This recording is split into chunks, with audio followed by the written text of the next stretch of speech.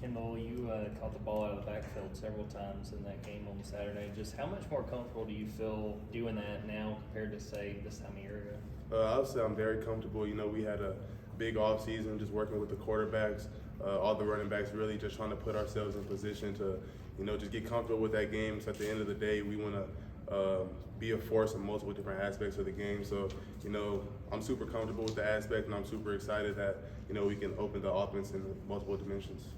Kendall, you battled injuries a lot in your career. How just gratifying did it feel to find the end zone twice in the season opening? It was really great, you know, but at the same time, during the whole process, my teammates stayed in my ear. They just let me know that they were just going to stay with me. You know, I was doing all the rehab and in the training room and everything that I needed to do so I could get back on the field as soon as possible. And I just had my teammates just, you know, had my back the whole time, so they made the process really easy to come back on the field. How much have they supported you over the past couple of years, and how much has it meant to you to have them right there by your side even when you're not necessarily on the field? Yeah, it's meant the world to me, especially in the past, you know, with the knee injuries. During those times of being out, you know, it was kind of hard, but they just always let me know, just keep your head up. You know, your time's going to come, and, you know, that's what I did. I just, you know, kept my head down, just kept working, kept doing what I needed to do to get back on the field, and I'm just happy that I could be in big moments with my teammates. How much, those hamstrings, you just never can tell, especially in a skill position like you. How concerned were you as you got closer to the game about being able to get back? Obviously, you were able to make it back, but how much of an unknown was that for a while? To be honest, I wasn't really concerned because, you know, me and Ron, we talked a whole lot about it. You know, I'm one of those players that I stayed in the training room all day basically and just kept doing what I needed to do to get it back. And, you know, we just had the plan, and it was really my job to do what I needed to do to get back on the field. So, you know, I just did what I had to. And Ron, the training room, you know, the whole workout training room, everybody, they just put me in a position to get back. And I'm just thankful for them that they really put a lot of attention, a lot of effort to help me get back on the field. Were you 100%, would you say, by the time you played Saturday? Yes, sir.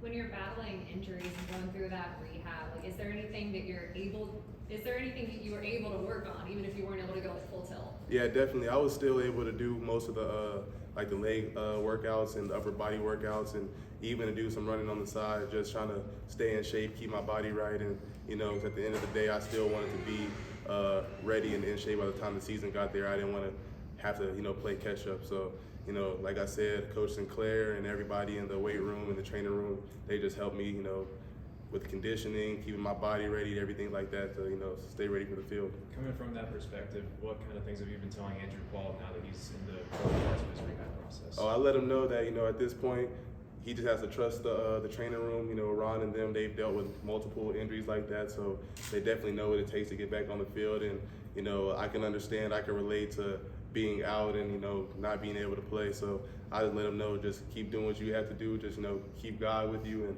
everything will work out. Just keep your head down, and everything's gonna play itself out. Kendall, you were close to a couple scores in the first half. I know that's, you know, you have only had one touchdown before this year. How good did it feel to get not one but two in the second?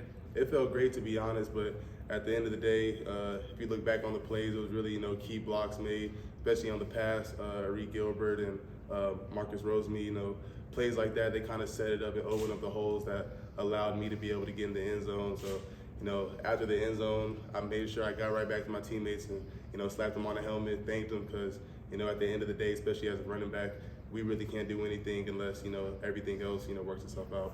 Kendall, of course, this year it's a little bit different running back room with the guys who left. Just kind of talk about what the vibe is like with you guys, and it is, I mean, everybody talks about Georgia being RBU. I mean, just it's y'all turn now. Is that something, that aspect of something you talk about a lot? Oh, yeah, definitely. You know, in the running back room, we're definitely a family, you know, especially me, Kenny, and Dejan. We played a lot of football together, and especially with Branson and Andrew Paul coming in, we welcomed them with open arms, and they just became part of the family. You know, we have, you know, little group chats, and we communicate with each other, and, you know, the vibe is just like I said, it's like a brotherhood. And that's what I would describe our running back room as. Everybody, you know, if we need something, we go to each other, and there's never nothing that we can't talk to each other about. Kind of along those lines, you were obviously on the team last year, but how eager are you to prove that, like, it's your time, it's your turn, you can carry on this RBU tradition now that you're fully healthy and everything? How eager are you to prove that? I'm definitely excited to, you know, take on a bigger role on this team, but at the same time, you know, even coming up as a freshman, as a sophomore, I knew that it was all about trusting the process, because, you know, at a school like this, we're always going to have 5-star, 4-star running backs coming in back to back to back. So at a certain point, you just kind of got to wait your turn. And at the end of the day, everybody's going to get their turn. It's just you got to, be humble enough and, look at yourself and realize that you still have aspects in your game that you have to fully develop before you can take on a bigger role. You did a touchdown catch in the spring game, touchdown catch in your first game. How much in the past year have you really spent working on your abilities as a pass catcher, and how much do you think you've improved in that area? I've definitely made that a key focus.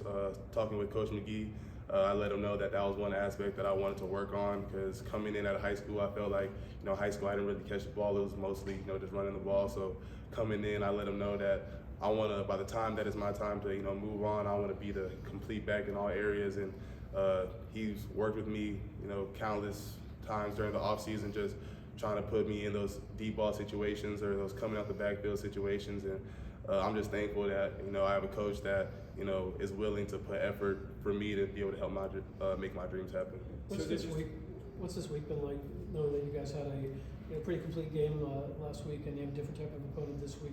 What's the atmosphere been like in the practice field? It's definitely been the same type of vibe, like we're playing Oregon or playing any other team. It's the same approach. One thing that we've kind of been focusing on is at the end of the day, we have to uphold our standard as Georgia. We can't look any other way.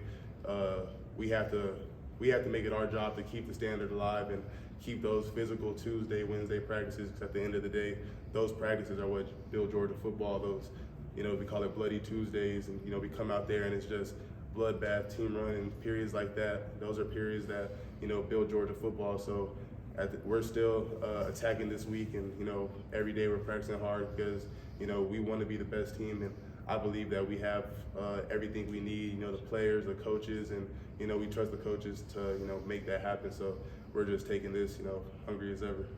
After the game, Kirby talked about this being an offense that people are at home, they're watching, and they want to play in it. As somebody that's actually out there on the field, what is it that makes this offense attractive to guys' perspective? I would say Coach Monken, he has the ability to, it's not just an offense where it's just passing or just running. He has the ability to put the ball in multiple different players' hands and, let players just show what they can do. And I feel like just coming off of that Oregon game, I feel like a lot of players, they all got to touch the ball and everybody really made plays. And that's really the most exciting thing about football, when you and all your brothers, the ones that you grind out with, doing those stadium runs or those team runs, the conditioning, when everybody's really eating, and that's what makes it more fun, because at the end of the day, you want to see everybody eat. So this offense is just, I would say, talking to a recruit or something like that, this is an offense where everybody can showcase their talents. We saw Kenny making plays in the backfield, lined up out wide. How much of that, what you did on Saturday, is what you've been seeing pretty much through the offseason? Oh, that's, seeing Kenny do that is, that's really kind of nothing new. Even since I got to Georgia, all the time in practice, he was making those plays. He has that stick ability to put his foot in the ground and just make a defender miss. And he also, he's one of the best receiving running backs that I've seen. So just, seeing him in the game, I was really happy for him because, like I said, in this system, you just have to wait your turn. And I was just happy to see, one of my brothers just be able to go out there and showcase for the world what we already knew. Like you said, you had to be patient. I mean, to finally be given the opportunity.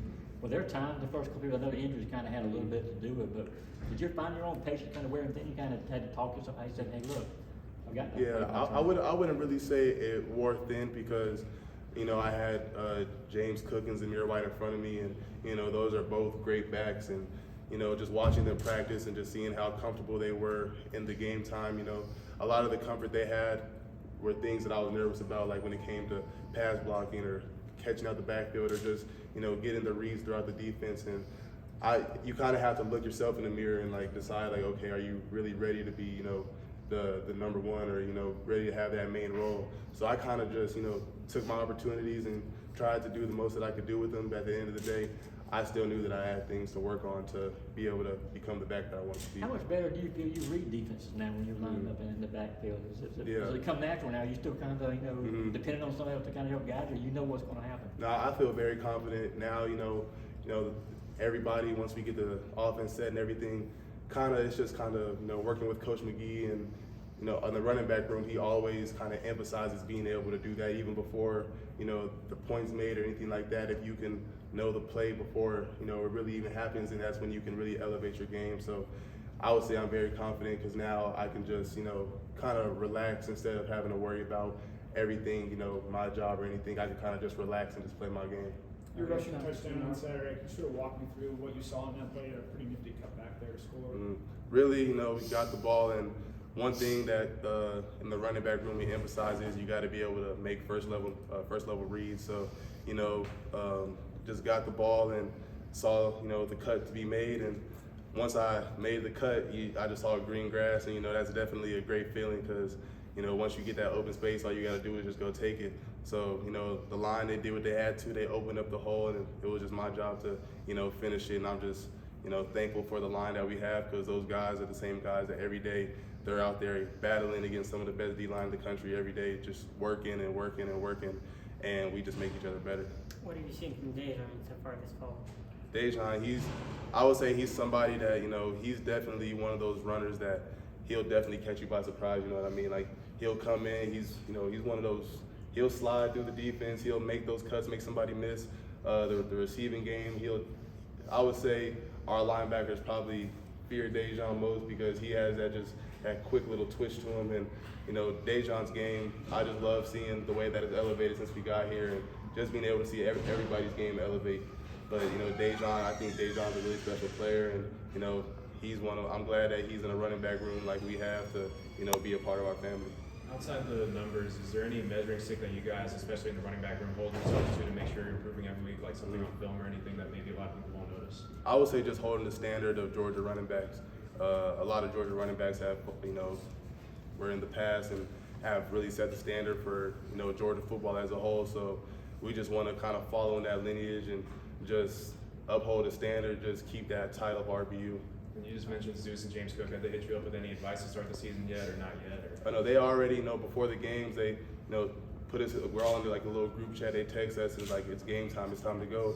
And, you know, that's when it's time to lock in. So, you know, I'm thankful because, you know, I became close with James Cook and Zamir White through the time here. We spent 2 years together, and they became like big brothers to me. You know, they, in times when, you know, it was tough for me at Georgia, they were the ones that helped me keep my head up and, you know, keep my head on straight. So, you know, I'm glad that even as they're doing their thing, you know, continuing to chase their dream at the next level, they still reach back out to us and basically just kind of give us a few words before the game and let us know it's time to lock in. All right, thank you, Kendall.